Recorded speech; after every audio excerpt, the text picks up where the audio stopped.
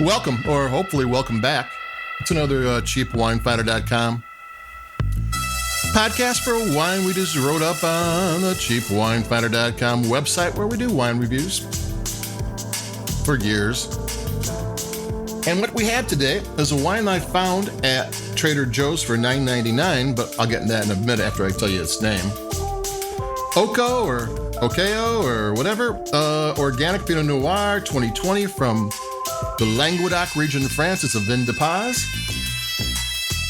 And looking up this wine, it's like I said, it's $9.99 at Trader Joe's. But I found it on the web for anywhere from $12 to $25. I'm from the Chicago region, and a very, very upscale, nice wine shop on the North Shore sells this for $25. I know that there's a Trader Joe's within a mile or two of that store, and they're probably not happy to find out that it's on sale there for $9.99. But, you know, I always hear people, oh, no, I don't want to drink that wine. It's way too cheap, $9.99. It's a French, it's an organic wine, but I must pay far more. Well, you can. Go feel free. It's out there. You know, on the internet, it was like from 12 to 25, with most of them being in the middle somewhere, 15, 17. Because this is the OKO or OKO. There's umlauts, like Motley Crue above the O. And the OKO is shorthand for ecology, where it's Ökologie in German. And so this is about balanced wines that are organic, and I think they even go as far as biodynamic sometimes, but this one's not that. I'm going to take a sip.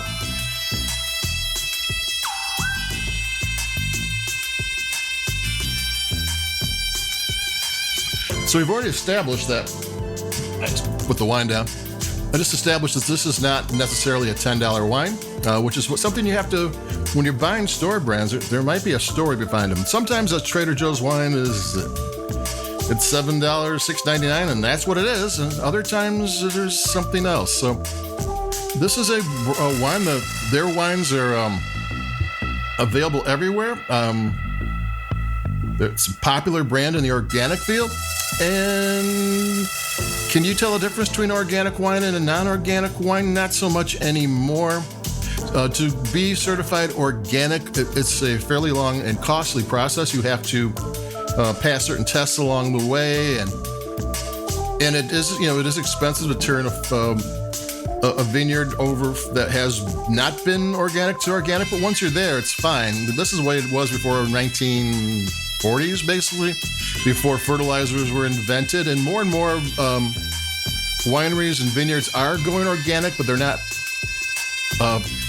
paying the cost to get certified, because people really don't pay extra to get a certified organic wine. At least they haven't up until now. So, you know, they know what the benefits of organic wine and organic grapes are, but they don't know what the benefits of being certified is, because, you know, maybe some of the best-selling Pinot Noirs in the world are not certified organic. So, you know, it's a choice you got to make on that. But if you're looking for organic and you like to have that in your lifestyle, well, here we go for $10. I'm going to take another sip.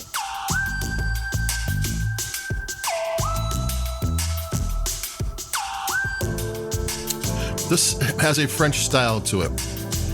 If you're used to California or Oregon Pinot Noir, it's going to be a little bit different. This is going to be more French, though not old school French. This is maybe new French. Most wines nowadays are, because of global warming, are more in the new style, where that's more fruit forward.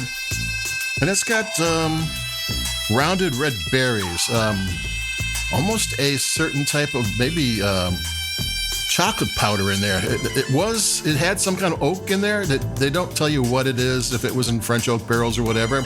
I would imagine it was, and it's a French wine, because it had oak spice and tobacco and those type of flavors in there. So it's not, since COVID, it's been kind of hard to find new European or French wines coming across, because of the problems just getting things through the docks and what have you.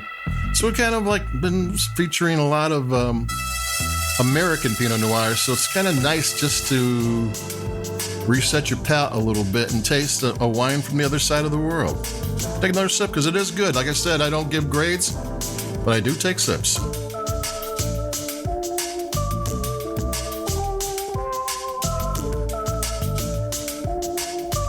it's worth drinking. It's very much worth drinking. At $10, it's a bargain. It's got rounded flavors, herbs. The nose is kind of smoky. Like I said, it's not California. If you're used to California, it's going to be a little bit different, but not so different that you're going to be put off by it. Every so often, you get a wine from someplace, and it's like, I don't know about that, but this one you know about. You know, this isn't the usual thing, but it's not so far off that you can't wrap your palate around it. Really balanced. Everything is in its place. Acidity is fine. Tannins are there. You want tannins in a wine, but they're smooth tannins.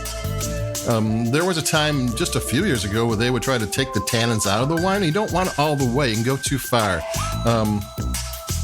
And a lot of tannins don't taste good. But when you get them just about right, I mean, it just adds some structure, adds some good things to the wine, give the wine some depth and some length. I'm going to take another sip and we'll close this one off because the OKO Organic Pinot Noir 2020 from the Vin de Paz, France, $9.99 at Trader Joe's is a good wine.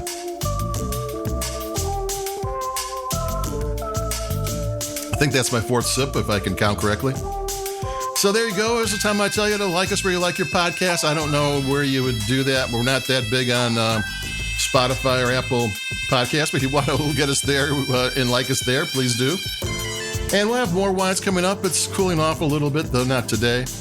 And maybe a little bit heartier wines. And we'll start getting into bubblies, but that's towards the end of the year. And so that's it for me, Domain Dave, cheapwinefinder.com. Keep it cheap. Stay healthy and warm and safe, and I'll be talking to you. Bye-bye.